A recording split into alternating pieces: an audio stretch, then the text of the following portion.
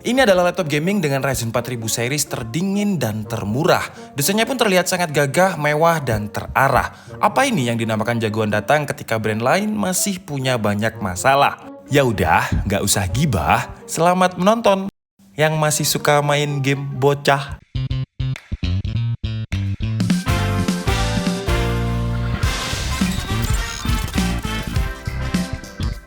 Hai Andika, guys di sini. Di video kali ini kita akan membahas sebuah laptop gaming termurah yang menggunakan Ryzen 7 4800H, Ryzen 4000 series. Yap, sesuai dengan judul, sesuai dengan thumbnail, ini adalah Acer Nitro 5 2020. Tapi seperti biasa, sebelum kita mulai videonya, buat kalian yang belum cuci tangan dulu. Kalau udah cuci tangan langsung aja subscribe channel ini. Karena di channel ini kita akan membahas informasi menarik mengenai dunia gadget dan juga teknologi yang akan membuat hidup kalian lebih inspiratif dan produktif. Acer ini adalah brand yang paling gampang untuk dihafalkan kode nama seri laptopnya. Misalkan yang akan kita bahas kali ini, Acer Nitro 5 AN51544, berarti dia adalah Acer Nitro 15 inch kemudian kode angka terakhir 44, berarti dia pakai Ryzen 4000 series. Kalau kalian menemukan di e-commerce AN51543, belakangnya ada angka 3, berarti dia pakai Ryzen 3000 series. Jadi gampang banget kalau Acer ini. Dan disclaimer dulu, kalau Acer Nitro 5 yang akan kita bahas kali ini adalah unit engineering sampel yang saya dipinjemi oleh Acer.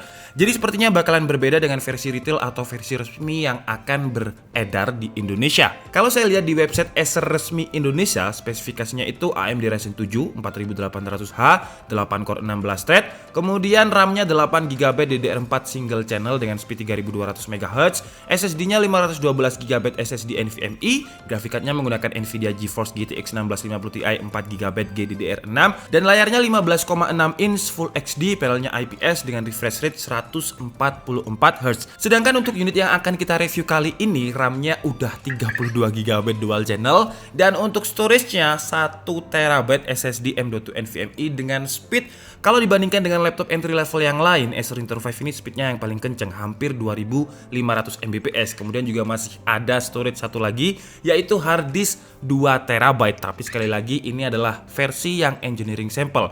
Semoga aja untuk versi retail, versi resmi Indonesia, walaupun kapasitasnya cuma 512GB NVMe, semoga aja speednya itu lebih dari 3000 Mbps. Jadi walaupun entry level, speed SSD-nya itu bisa kencang. Kemudian untuk sisa spesifikasi lainnya seharusnya sih sama ya, kecuali RAM dan juga storage-nya seharusnya sama. Cuma nanti kalau misalkan ada perbedaan di versi resmi atau versi retail akan saya update di deskripsi. Dan kalau saya sih suka-suka aja Acer mengirimkan unit engineering sampel yang sudah 32GB dual channel, karena saya nggak perlu upgrade RAM lagi.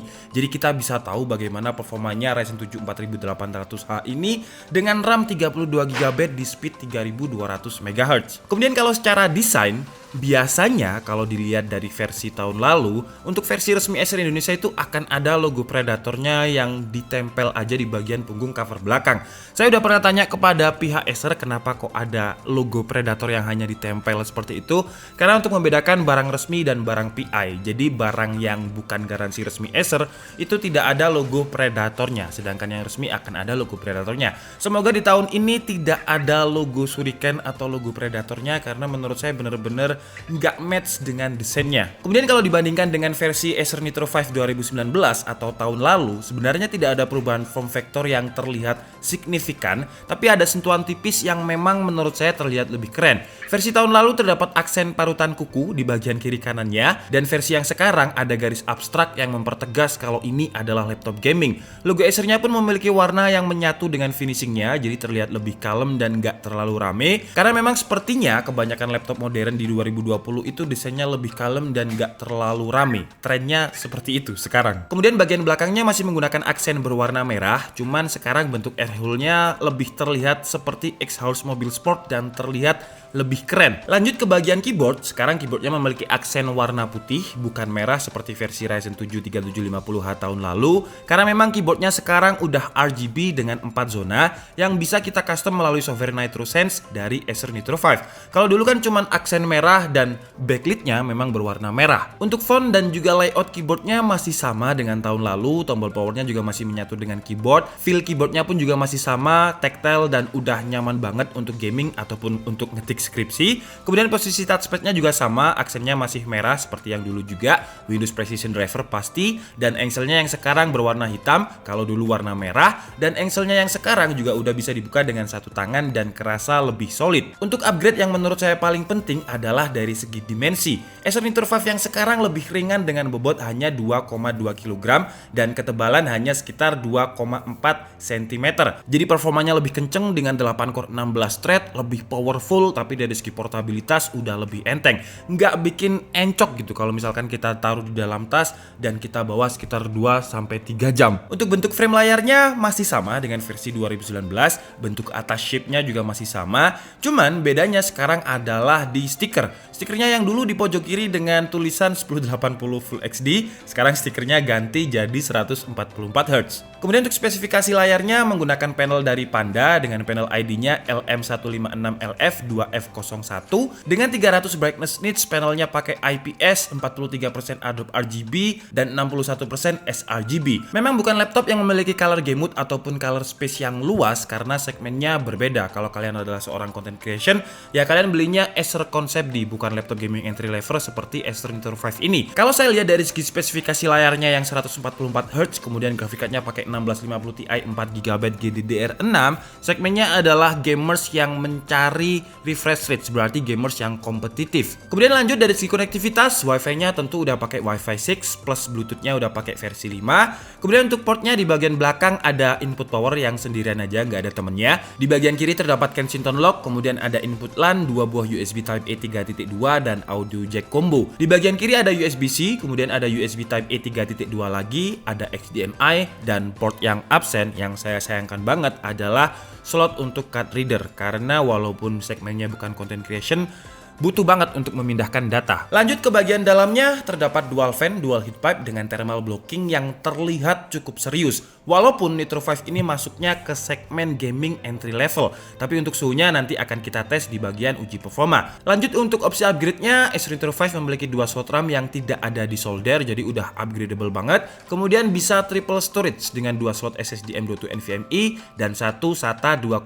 inch yang seharusnya versi Indonesia nanti juga akan seperti ini. Karena untuk Acer Nitro 5 yang tahun lalu pun dia juga sudah memiliki konfigurasi yang bisa triple storage. Lanjut untuk baterainya, menurut saya ini lumayan. Walaupun versi entry level, Acer tetap memberikan baterai dengan kapasitas yang cukup besar, 57 Wh, yang ketika kita tes untuk video playback mode airplane, screen brightness-nya ada di kisaran 10%, bisa bertahan sekitar 11 jam 15 menit. Dan untuk web testing menggunakan Chrome, koneksinya pakai LAN, brightness 20%, bisa bertahan sekitar 7 jam 30 menit. Kemudian untuk CSGO, kondisi full load maksimum brightness bisa bertahan sekitar 1 jam 22 menit. Untuk sebuah laptop yang masuk line up entry level, menurut saya baterainya ini lumayan banget. Lanjut untuk speaker, sepertinya tidak ada perubahan dengan versi yang tahun lalu. Untuk kualitas suaranya menurut saya lumayan. Jadi kalau misalkan standar laptop gaming entry level itu speakernya di sini, Acer Nitro 5 ini agak naik sedikit.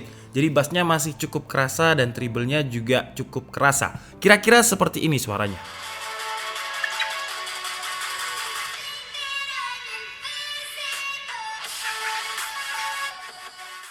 Untuk tes performanya, pertama kita menggunakan skenario high performance, kemudian fan controlnya max, dan RPM-nya bisa kalian lihat 5000 lebih, dan hasilnya di running pertamanya mendapatkan CPU multicore 1627, kemudian running keduanya malah naik menjadi 1656, running ketiga juga naik, skor terendahnya itu ada di running ke-8 dengan skor 1507, dan dengan skenario high performance, kemudian cooler boost-nya aktif, Acer Nitro 5 ini cukup dingin dengan suhu maksimum ada di 83 derajat Celcius dan rata-ratanya cuma 66 derajat Celcius. Skenario kedua kita menggunakan mode better performance di windownya, di NitroSense-nya menggunakan mode balance dan laptopnya tidak dicas atau kita jabut. Dan hasilnya performanya memang turun tapi tidak terlalu jauh, menjadi sekitar 1300-an CB. Skor tertingginya itu ada di running pertama dan juga running kedua 1352 CB dan skor terendahnya ada di running ke-9 1343, tapi tidak ada yang di bawah 1300 CB. Dan di skenario yang kedua ini pun juga tetap sama, suhu maksimumnya itu ada di 83 derajat Celcius.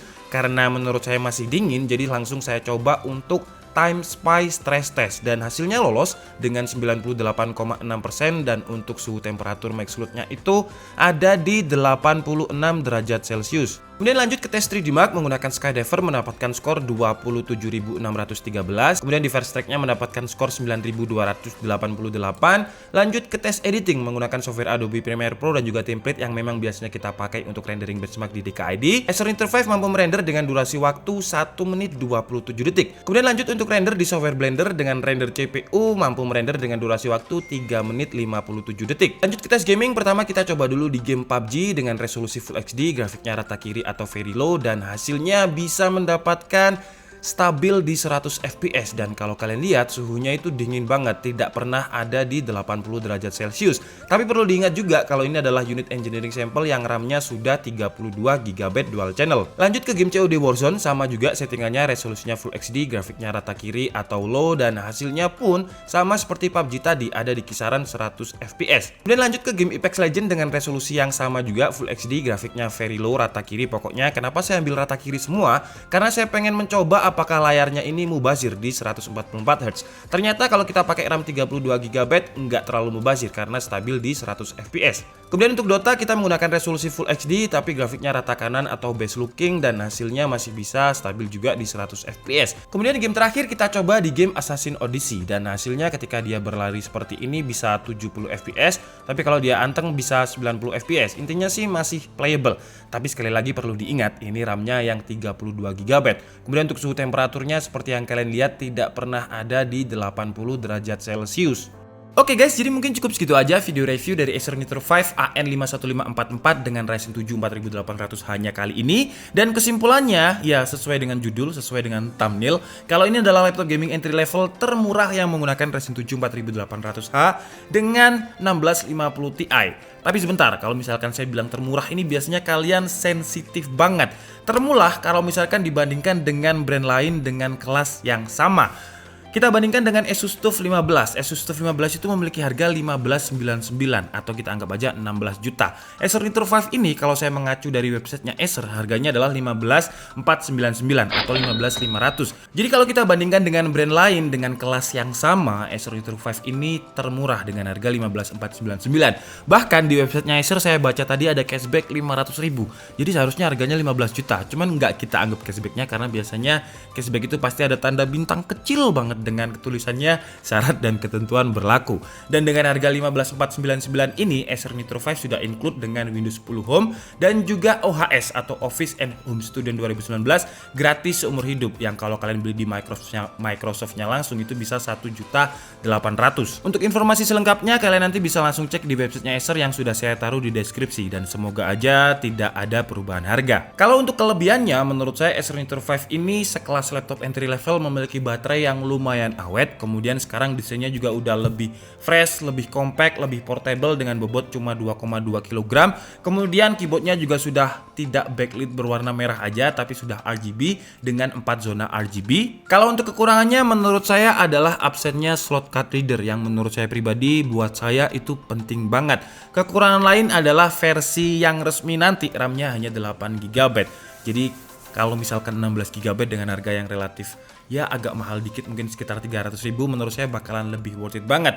Kekurangan lain yang untuk user seperti saya yang cepat berkeringat tangannya adalah casingnya yang bener-bener akrab banget dengan fingerprint.